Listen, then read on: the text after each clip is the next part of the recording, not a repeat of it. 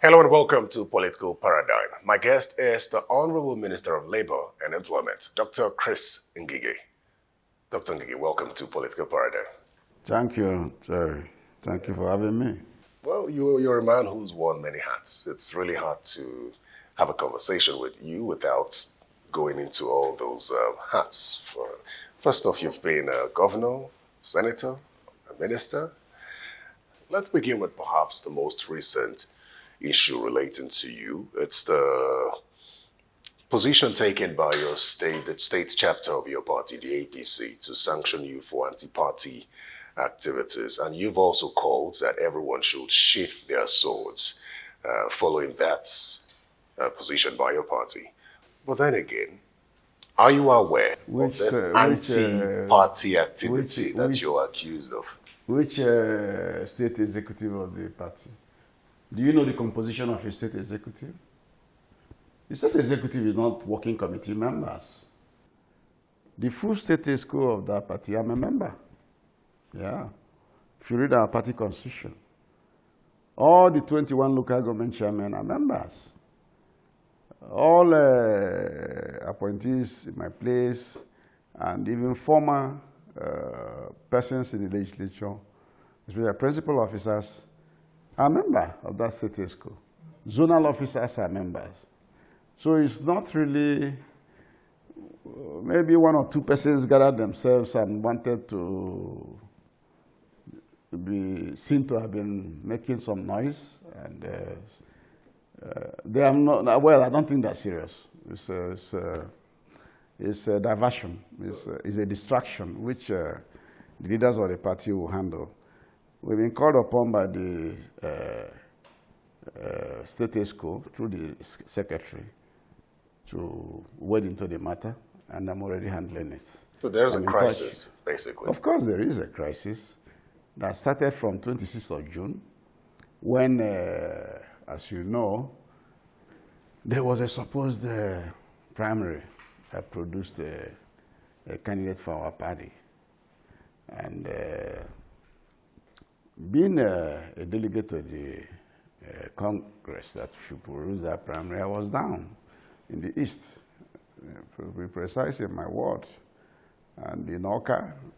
And we held party caucus meetings and agreed on how the primary election will be run in the morning, 8 a.m. to 4 p.m., which is in the guideline of our party. And unfortunately, we saw nobody in the field. People, that's party members, because a direct election, came out in their numbers to vote for candidates of their choice among the aspirants, so that somebody will emerge the flag bearer of the party. They didn't see committee members, those who will conduct the election. And by 5 p.m., I phoned and got the chairman of the committee, that's the Primaries committee, Governor Abiodun of Ogun State. And we spoke, and I told him to postpone the election, the primary election, because no election material had gone to any ward, because I was in touch with all the wards. You know, this is an age of technologies. The field is one small unit now. People can forward what is happening in 326 wards to you in 5 minutes, and you are home and dry with the information needed. So I told him that nowhere is this primary election going on. And at that time, the security situation had gone bad, and the police people were not even ready to wear police uniforms. So I said to him, postpone.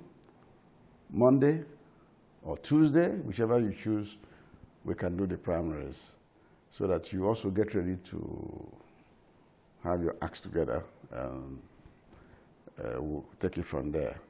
He said he will get back to me. And to make sure that what I was saying was probably documented, I sent an SMS to him, and also sent to the national chairman, the acting national chairman, and requested for that. By midnight, so they started announcing some results. allocated figures to people. I couldn't even vote in my ward. And the rest is history. You know what happened with the 13 other aspirants. About 3 of them left the party and became candidates in another party. So some of them stood aloof. These are people who are people in the grassroots. They had tilled the grounds much earlier than that time. And so with their supporters, they kept aloof. And that's how our supposed candidate, who pulled 30,000 votes from party members, was only able to garner 43,000 votes in the main election. So of course you should expect that some crisis will erupt, because a lot of people's hopes were damaged. And so there was rebellion inside the party. The acting chairman of the party, acting caretaker executive chairman, because really he is not a substantive chairman. As a matter of fact, when he was even acting chairman, he was only the deputy chairman, and the main chairman was removed by court, told to step aside. So he stepped in as acting chairman a long time ago. This was in 2020 or late 2019. So that was it. And but we are trying to put down a fight. But is it safe to say that with this kind of crisis going on at the time, and you being aware of this, that you went into that Anambra election without being not sure that you would win? Well, there was nothing I could do. The situation was beyond me. And I have to be careful, very careful. I'm a politician. And whatever you give me today that will not be useful to me tomorrow, I will refuse to accept. 2 things. First, there was no primary election. And I appeared on your network, and even that of TVC, and told the nation, we are going to go for a repeat. There is none. I told the president of the country, same. I put it down in writing. I wrote to the national chairman acting in writing too.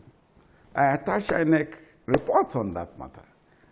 INEC report on that matter said they stayed in the field till 5:30 p.m. and that nobody came. So there was no question of lying. We wanted to rescue our party at that stage. Because think about that. If we had gone back on Tuesday and the same person emerged, everybody would have voted for him. Well, it's almost like you alluding to the fact that the crisis in the APC is taking its toll. First of all, the APC isn't fully accepted in the Southeast. And we're going into a 2023 election. We're entering an election year next year. With that in mind, how do you think that this will affect your party going into 2023? No, 2023 is going to be a different scenario in the Southeast. Why? 2 major things has happened. 2 major things have happened. Number one, the infrastructure revolution of this government have touched the Southeast tremendously. And they have seen it. I can count for you. The second Niger Bridge, number 1, has been a campaign item for successive presidents of Nigeria from 1999, starting from President Obasanjo and President Buhari came in 2015. I campaigned with him all over the Southeast. And as zonal campaign coordinator in Abakaliki, in Aba, in Port Harcourt, in Akwa Ibom Uyo, in Oka, Enugu, Owerri, I went all over with him. And in these places, we thought about second Niger Bridge. He said he would build it. That bridge had been built. it is now at 80% completion. And for now, it's not being built by a PPP. It's being built from the Sovereign Wealth Fund as one of the 5 legacy projects this president is leaving for the country. The 5 legacy projects. Lagos, Ibadan, up to Ilorin, then to Kaduna. East-West Road, completion of that other section. Abuja, Kaduna, Kano. Mambila. These are the 5 legacy projects. And the second Niger Bridge, the Southeasterners have seen that it's been done. He has completed the Zix Mausoleum, because many Nigerians don't even know that President Buhari is a Zikist. I know, because we have visited Zik's son, Chukuma, who is his friend, and we have visited that tomb before he even was elected to be president. Let me come in here. It would seem that you're mentioning some infrastructural projects. Yes. And it raises a question. Why do your people still feel marginalized? No, If you say I that, was even going to you... come to that. My people love appointments. That is where this president didn't get them well. He felt, if I give you infrastructure, if I empower you, do your fertilizer plant in Ebonyi State, give loans and give credit and grants to farmers in Bakaliki, Ebonyi, Imo, Anyamelum, farming areas, that our people will be happy. But these people are people who love appointments. They know it, and I say it to them. And for me, appointment is ephemeral. We have seen presidents appoint people from their zone or even other zones. It's 4-year term. They come and go.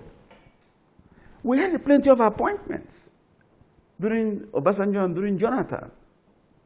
And when I say some people are not happy, we had, for example, at the Enugu airport, a dilapidation over the years. But we had four aviation ministers from Southeast. Kema Chikwe was aviation minister. Fidelia Njeze was aviation minister. Osita Chidoka, aviation minister. Stella Odua, senator, aviation minister. How come your airport is dilapidated? Ran down.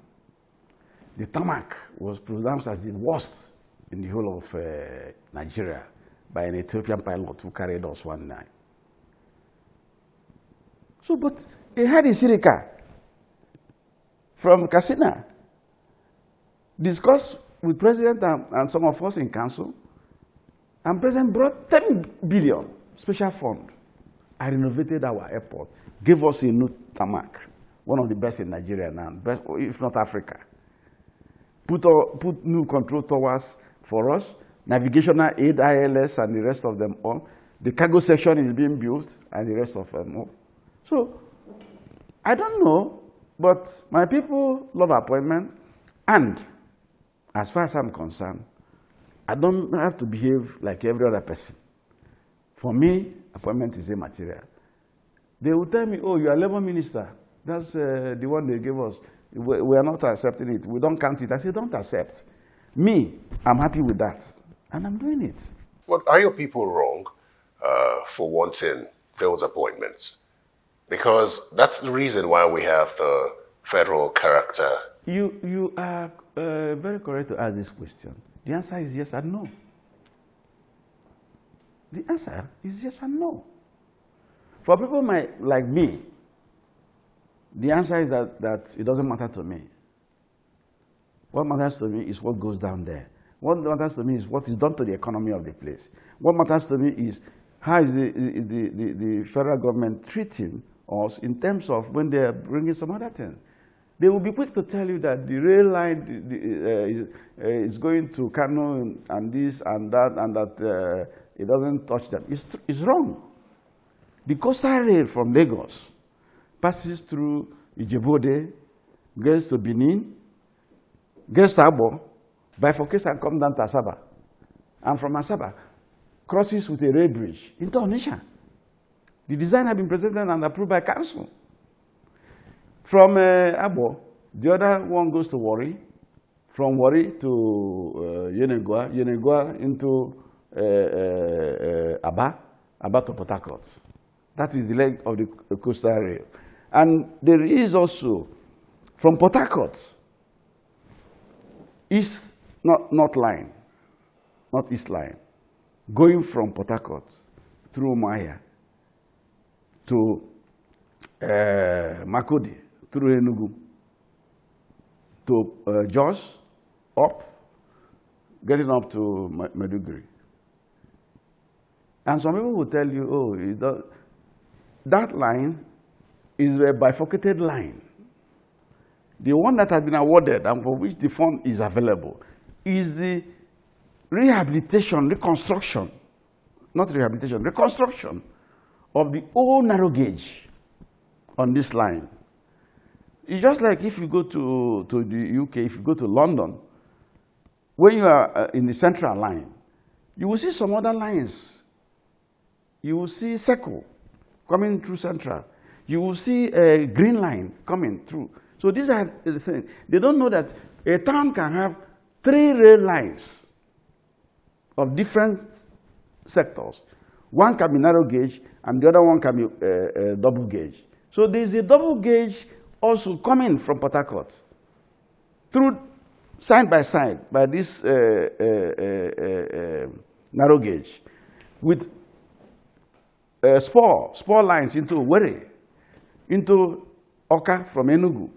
From Enugu, it spurs into Abakaliki, goes on to Makodi, goes on to Jos Bauchi. And when he gets to Bauchi now, the new plan is that he bifurcates into Gombe and Yola, and even gets to Jalingo, Taraba, before continuing his main journey into Maiduguri and the other places in the northeast, Kara, Namodo, and the rest of the above. So this is the thing, and I don't know, the Minister of Transport has explained this many times. Maybe his explanation has fallen on deaf ears because people want to be deaf. Otherwise, he has made it clear. He has even talked about the financial plan for it. And my people, especially those politicians, will play defeatist politics by saying, oh, they are giving us only narrow gauge, not broad gauge like the other ones. The difference between a narrow gauge and a standard gauge is in the speed of the train. A narrow gauge train would do about 120 kilometers per hour. Then the other one will do about 150. So this is it. You seem to have a different standpoint from your people. And I don't have different standpoint from my people. You just said that I'm telling your you people... that it is the understanding. I understand because I'm inside the system. And they have decided not to listen to some of us inside the system when we're talking about it. What's your stand on the Ipob issue? Because you haven't really spoken on that until recently when you and some Southeast leaders visited the president. And it was quite surprising to a number of people because politicians like yourself and some highly placed leaders in the Southeast had really not spoken about it. So when do you stand on that? I will tell you, you are just trying to box me into a corner. I've spoken on your program. Go to your library. What informed... You will see my opinion. Listen, I was a child soldier. I went to war. I said I don't want another war. I made it clear. And I stand by it. I stand by it. I also said that I want to be in Nigeria. Nigeria that guarantees fair play and justice to our people. So I'm not condemning Ipob people because they are young people. A lot of them were not born before the war. Are you condemning their desire to break away from the country, or are you condemning their approach? You know the approach is not good. Everybody knows the approach is not good. Even those who are very sympathetic, even those who believe that what they are saying is out of frustration. They have a right to Self-determination is a right. It's a universal right in the UN Charter and even our African Charter. It is there. But there are processes to get to that, to get to your referendum. Because at the end of the day, you do a referendum for those who want and those who don't want. They are going the way some of us don't want. You can't do an armed struggle. One of the questions that rose when you visited the president, leaders of the Southeast visited the president, was what informed that decision? Because as I mentioned, until now, you leaders in the Southeast were being accused of not speaking up. I have told you, don't say that. We have spoken out, a lot of us. Go to your library, you see my interview. Are you maybe one out of them? No, I'm not one out of 1 million. So what informed, Honorable Minister, what informed the decision of the Southeast leaders to go to the president to seek the release of Nnamdi Kanu? Correct. Now, the leaders, especially the older ones, who saw the war, decided that even if you do a shooting war, even if you do an armed struggle, at the end of the day, you come to the negotiation table. Therefore, that the best thing is to go for political solution. That's all. So the old 93-year-old man, Anambra, wrote to Mr. President. And after writing to Mr. President, wrote to me, copied me the one of Mr. President, called me up on phone. You understand? And he said, my wish before I leave here is to restore peace to Igbo land because economic activities have been stalled. The GDP of the place is gone. But this was the place that had the fastest moving economy before the war. Our GDP was the fastest in Africa. Therefore, this man said, I want to put a stop to this. Mazin Nnamdi Kanu listens to me. There are 2 occasions which I told him, drop this, and he did. One election, he said people should not vote. I spoke to him, and he agreed, and they allowed voting. I think that was in either 2015 or 2011, I can't remember which one it is.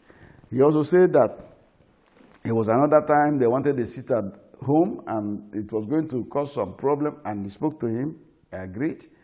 He also spoke to him that he's burying the wife and that he doesn't want anybody to harass anybody in Anambra and the rest of them, and they agreed.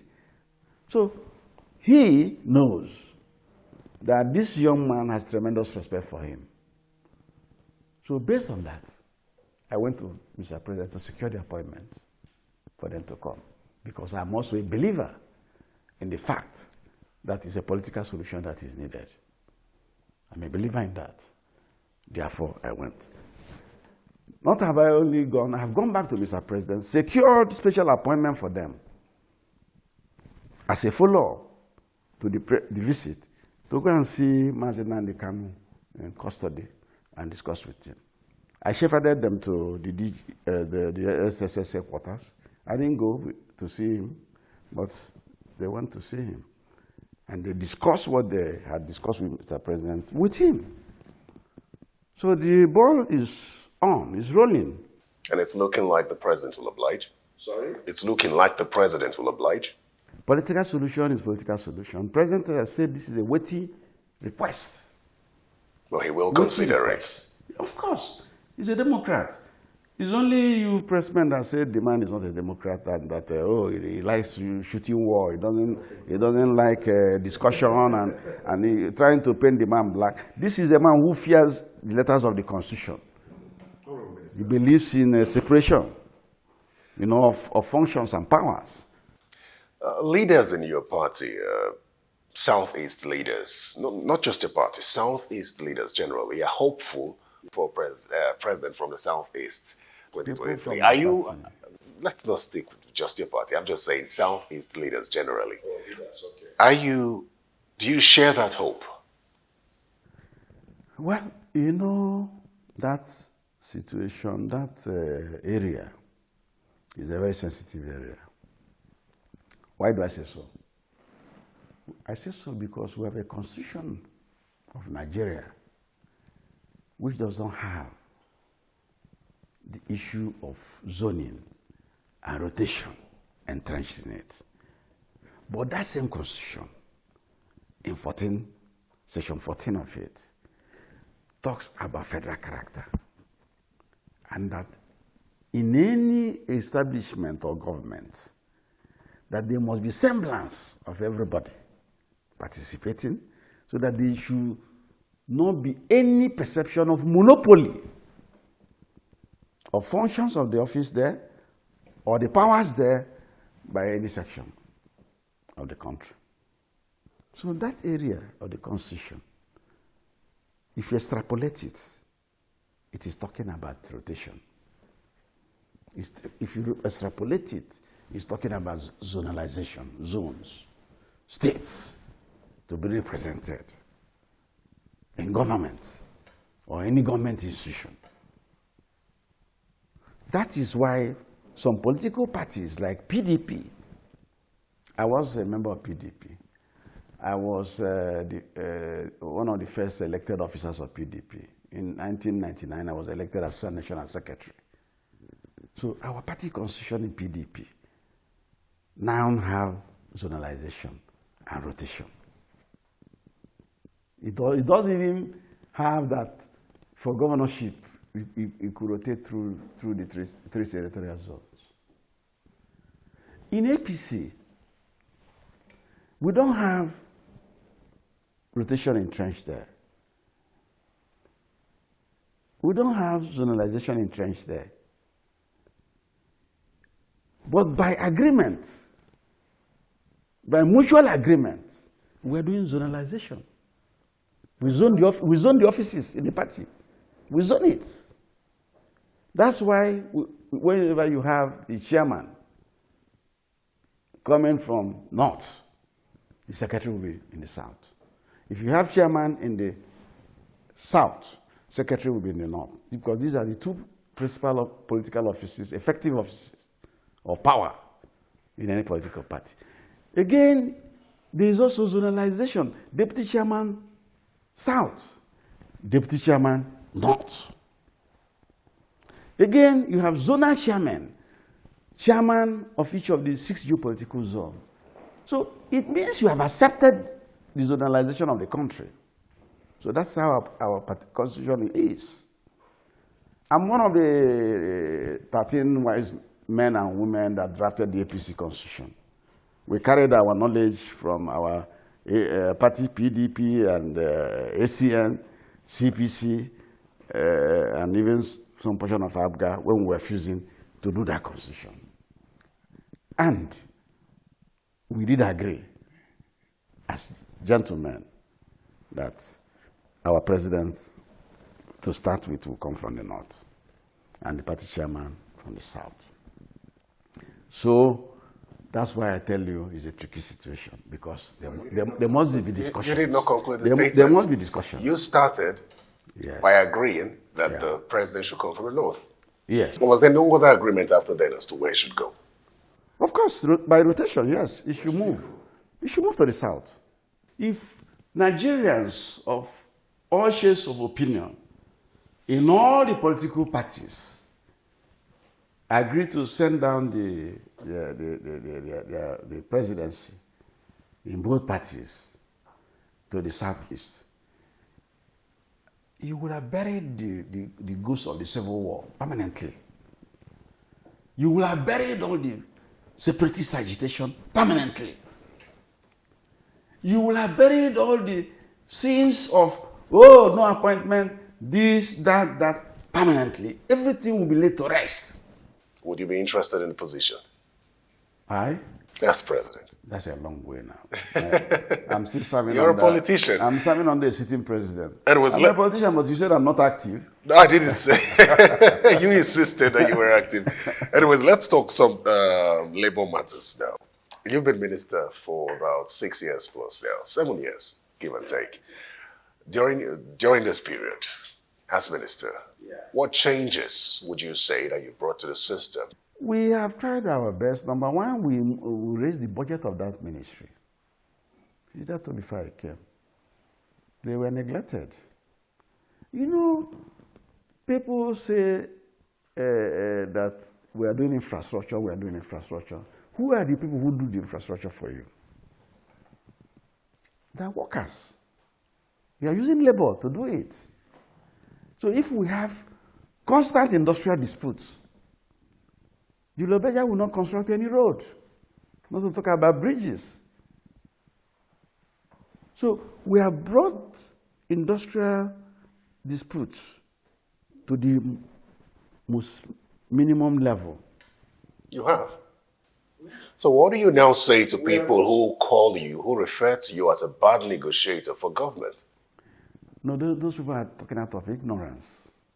I see them on your program and I laugh. I also see them, there is one professor, he says I'm a bad negotiator and I laugh. He doesn't know the intricacies of labor negotiation. How much progress have you made? How much success have you made with negotiating for the government?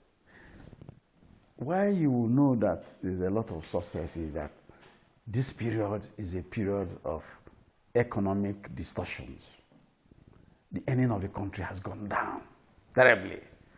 Oil has tumbled from $140 a barrel, $130,000 a barrel, to $27 a barrel. Production has moved from 2.3 million barrels a day to 1.5 and about 1.700 barrels a day. And later on, COVID came and complicated matters. So the government earning is about at 25%. The labor unions, ASU, JOHESU, medical people, they remember agreements they entered with the Jonathan government in 2009, 2011, 2013. They are bringing those checks now. They are bringing those pledges now for payment. How do you do it? When your revenue has dipped, it's not even 50%. It's close to 30%. And the government is weathering the storm, using mostly loans to do infrastructure development, and then maintaining government business to run, and paying some of all those debts. We are paying universities the revitalization fund of 1.3 trillion that they entered into with Jonathan. So these are the issues. So when people say, I'm a bad negotiator, no, they miss the point. I'm a conciliator. I'm not a negotiator. I'm a conciliator. The negotiators are the parent ministries of these workers. If it is ASU, it's education that sit on the table with finance. And we structure an agreement for them in a conciliation, and I witness it. So, if, for example, the 40 billion doesn't come at the time it's supposed to come, you don't turn to the conciliator and say he's a bad negotiator. No, I'm not a bad negotiator. I didn't negotiate. I'm only guiding them.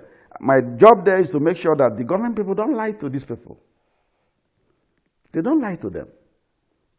Because if finance minister says, oh, we don't have any money at all to pay this, and I will say, no, you must offer something. Because there's a guiding principle in CBA, in collective bargaining agreement, and that is ability to pay. So what can you offer? That's my role. Your relationship with the doctors has been an interesting one, which Nigerians have followed. I think quite recently, you did say that doctors should be made to sign a 9-year bond, and it's not been well received. Did you mean that in its entirety? Listen very carefully. I was in the Federal Ministry of Health, and I was on the desk on training. So I'm not talking out of that I want to talk, or because I'm a labor minister. I am also a doctor, and I passed through the hog of being a house officer, an NYSC doctor, a doctor in the hospital and the clinics, and from there I went for further courses and studies, and then landed in the Federal Ministry of Health Hospital Services Division. And in the Hospital Services Division, I manned at different times registration of unions or regulatory bodies, NMA and the rest of them all. I also manage training. So what I'm saying is that in the former times, if a state government puts a doctor, trains you in undergraduate, or puts you into a specialist program,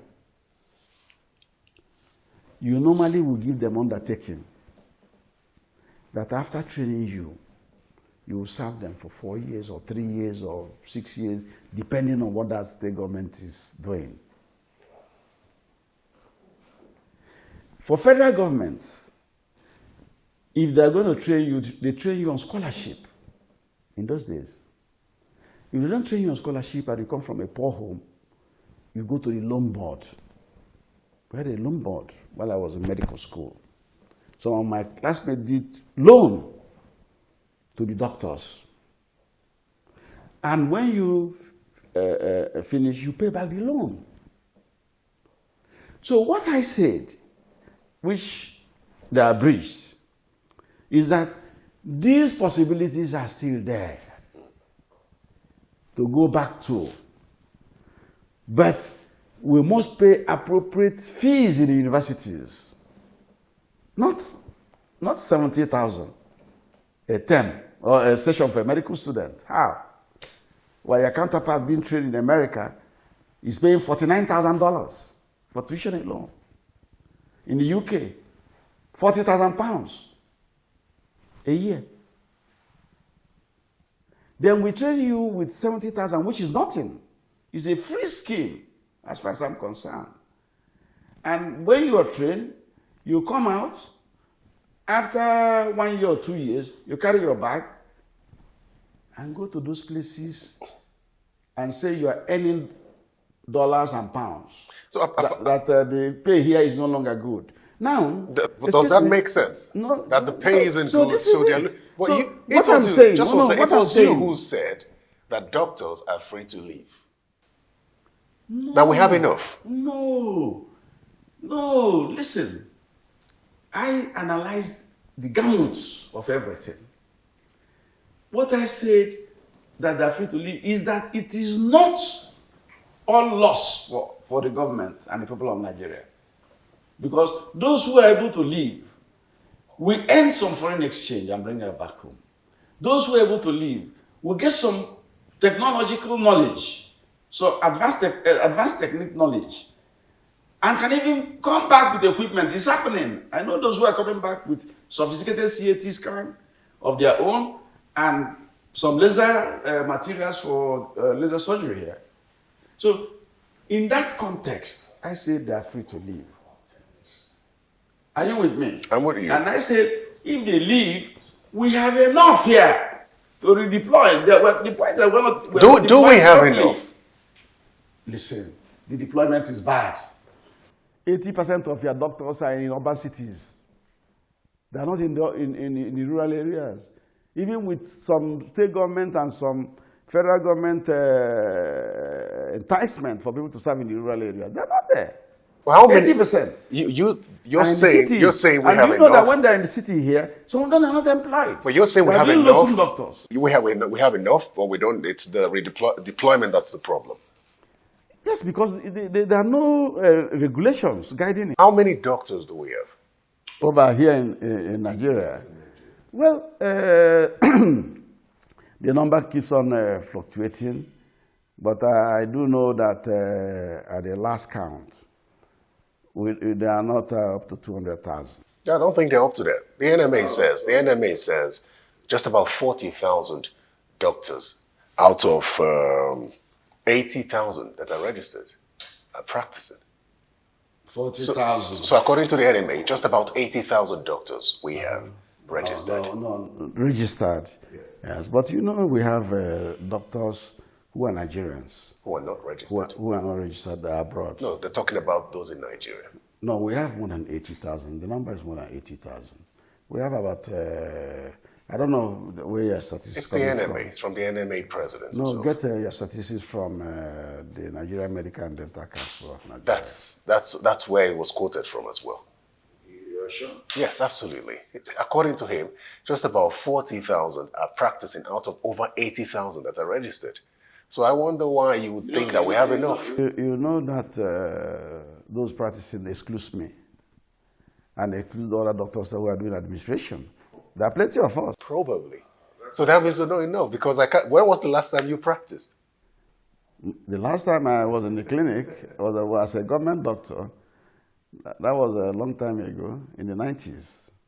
So what I'm saying actually is that we need to restructure our health system, both the production of the doctors.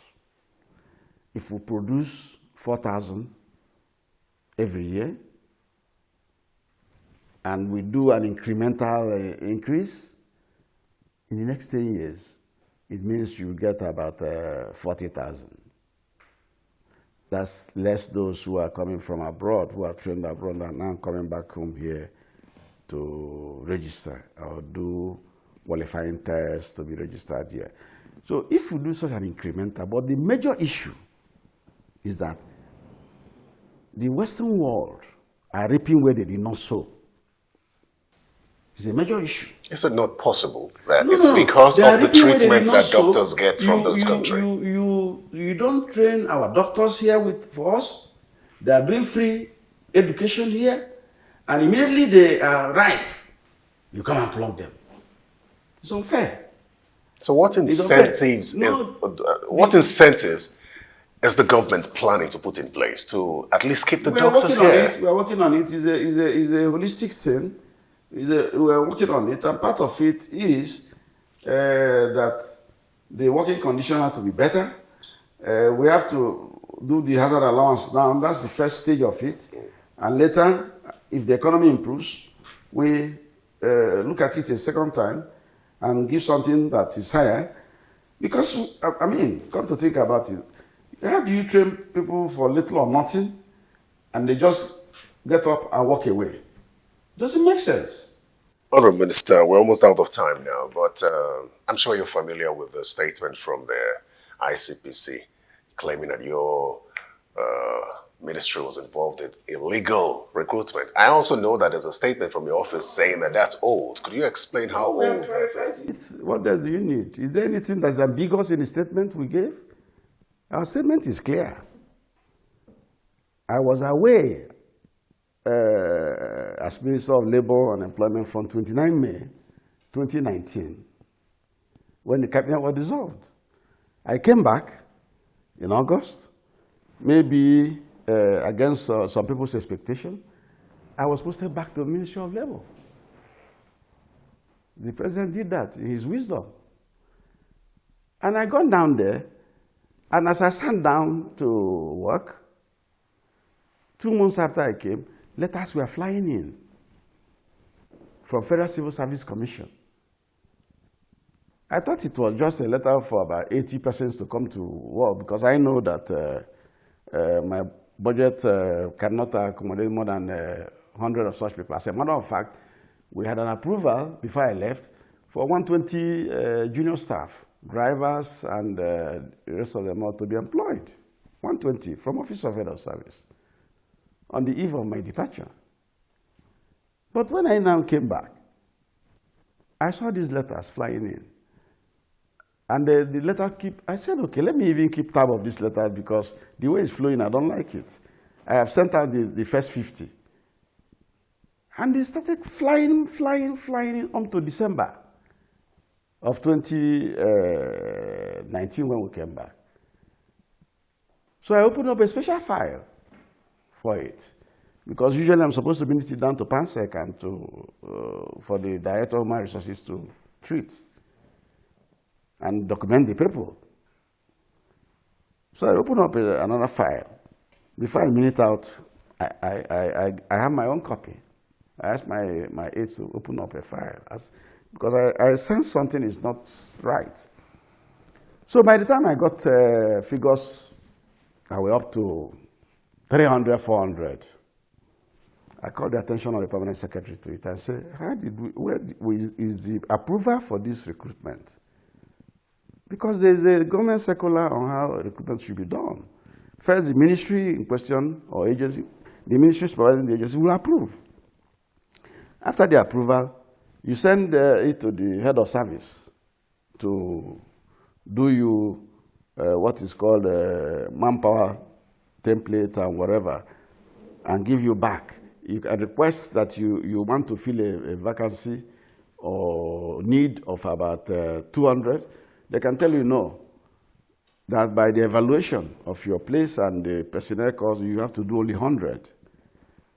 So I now asked for the approval from Office of Head of Service for this number, because it kept on increasing. By the time we were doing this, it was of 500 senior staff. And junior staff of 120, I already saw letters of nearly 500 and something. So at the end of the day, 632 persons were recruited, even though we have approval of 120. Then 700 and something senior were recruited and posted by Federal Civil Service Commission. So I raised it in the Federal Executive Council, that this is what I've seen. I even reported to Mr. President. So we now asked that a committee be put in place, and I empaneled the committee. How long ago was this? I empaneled the committee last year. And no, there's been no report from the committee. The committee has not concluded. The report from the committee is neither here nor there, because in between that, the Director of Human Resources had changed two times. So the present Director of Human Resources says she's unable to go forward because the file on the matter, on that recruitment, she can no longer see it. It's been destroyed. So what will interest you is that ICPC started making arrests and looking into this matter since 2019. Because there was an account I heard that the perpetrators opened somewhere for these children, these job seekers to be paid money into. So from 2019 to now, what has happened? That's what I'm asking ICPC. But then again, Honorable Minister, yes, you recall that last year, the House of Representatives accused you of abuse of office. Yes. This is not related to that. I don't know whether it's related to that or no. I don't know. Maybe not. But I know I put up a committee, and that committee has put in a report and saying they couldn't move far. We have written to Federal Civil Service Commission. Let us have the approval you have before you send all these people to us. They told my permanent secretary that he should look for the approval from the Office of Head of Service. So, but we are going to untie it because it won't be done. Because even in 2019, early last year, the permanent secretary at the time, under whose observance this, what do I call it now, this anomaly occurred, asked me to hands off from the committee because ICPC already have taken over the case. Okay, Honorable Minister, we're almost out of time. But before then, let's touch on one or two national issues, one of which is security, of course. Every region of this country is going through it. In your opinion, how would you advise that this be handled, especially in the Southeast, which many say is politically motivated? All over the country, what I can tell you is that all these agitations are part of the social disharmony you will notice with low economic downturn in the lives of the people, in the pockets of earning capacity of the people. I believe that, yes, we can be spending money on Tucano jets and all kind of military hardware, but we must put more money into one, education, primary education, secondary education, vocational education, so that people will have skills. our education program must change. The curriculum must change. In Ghana and even in Germany and other climes, you must have a vocation. You must learn one trade while in secondary school. You must learn plumbing, carpentry, electrical wiring, welding, or POP designing and whatever. That's why you have Ghanaians, Lome people, coming here to do all those jobs. Whereas our youth here are left unattended to. Worse still, up north, you have those, they call their majories. And they're growing in number. Well, where does the Ministry of Labour come in all this? We are doing our best. In terms of employment creation? Yes. In vocational education and all these things I'm telling you. Do you have statistics on the number of jobs that have been created so far since this administration? Yes, I can, but I can't give it to you offhand now because it's a holistic thing. State governments are supposed to bring their own data and things like that. So there's basically no data right now. Yes, but we're trying to conduct a job census. So how do you assess yourself in terms of job creation? How many what? How do you assess yourself in terms of job creation if there's no data? Job creation is a stratified thing. It's all encompassing. It's not only for Ministry of Labour, no. So I'm asking as Ministry of Labour or this administration. Yes, our data system is not very wonderful. We liaise with MBS, Nigerian Bureau for Statistics. Well, we work with them. So for now, we're using their own data. But now, government has given us approval to approve what we call Nigeria Labour Exchange, NELEX, our platform, to redesign it, upgrade it, and make it stable so that wherever we have a new employment or whatever, people can just feed in. People also who need job will also come there, and we do what we call skill matching. Match them with the employers who are looking for Mr. A, who has this kind of skill, A, B, C, or skill D and E. We match you.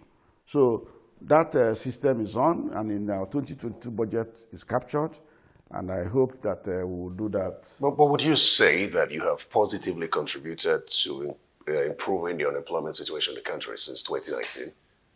Well, we are within the means and resources available to us through the NDE. We have done what we are supposed to do. We are doing skill trainings, short-term, long-term. But that hasn't impacted on the unemployment situation. It's based on the resources. No, let me explain that to you. Let me put that into context. Okay. In 2019, yes, we had an unemployment rate of about 23%. That's correct. This year, we're projected to hit 40%.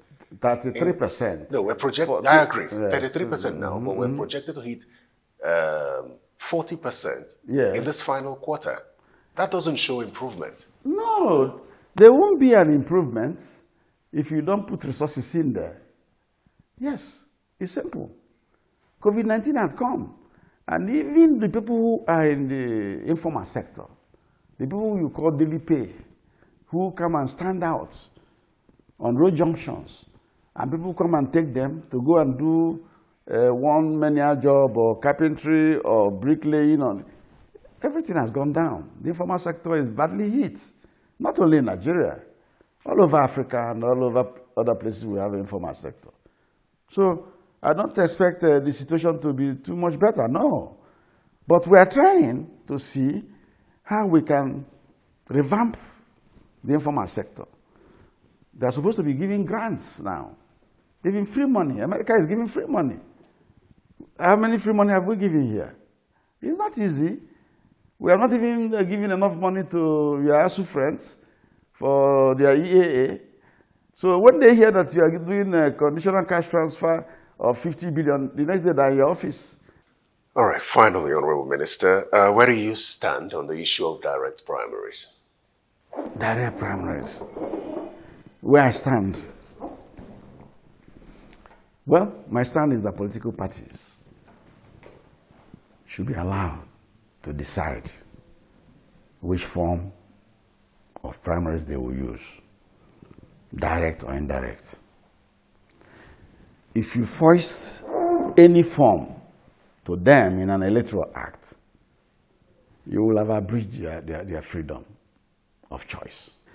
So if you run away from indirect, where you say the governor prices the structure, because the structure is a structure he has put, and yes, but we have seen cases where governors have price structures, giving money, and yet they voted against the candidate they don't like in the indirect primaries. It has happened. We have also seen in indirect primaries where a candidate thinks that I'm now giving 50,000 per delegate, and somebody is giving 10,000 per delegate. The man with 10,000 wins the primaries. I've seen it. So for me, leave the political parties to decide which one they will do. So let them entrench it in their constitution. Where do the people come in here? Because the Speaker of the House of Representatives, just a second, the Speaker of the House of Representatives in canvassing for direct primary says it will benefit youths, young politicians, give them the opportunity to have access to the political party structure. That means then, that means he doesn't also want to look at the whole hog or the whole structure of an indirect primary. Young politicians can go to the wards and influence those who will be delegates in an indirect election. So indirect system benefits them. It's still okay for them. Young politicians can also go to the wards and canvass among the electorate, the ward electorate, that I want to subject myself to direct election. Will they have the money? Will they have the financial muscle to go around, like if it's governorship in Anambra State, 326 wards? Will they have the finances to do so? Honorable Minister of Labour and Employment, Dr. Chris Ngige, thank you so much for coming to speak with us on Political Paradigm. Thank you. Well, that's Political Paradigm today. Thanks for watching. I'm Terry Ikumi. Goodbye.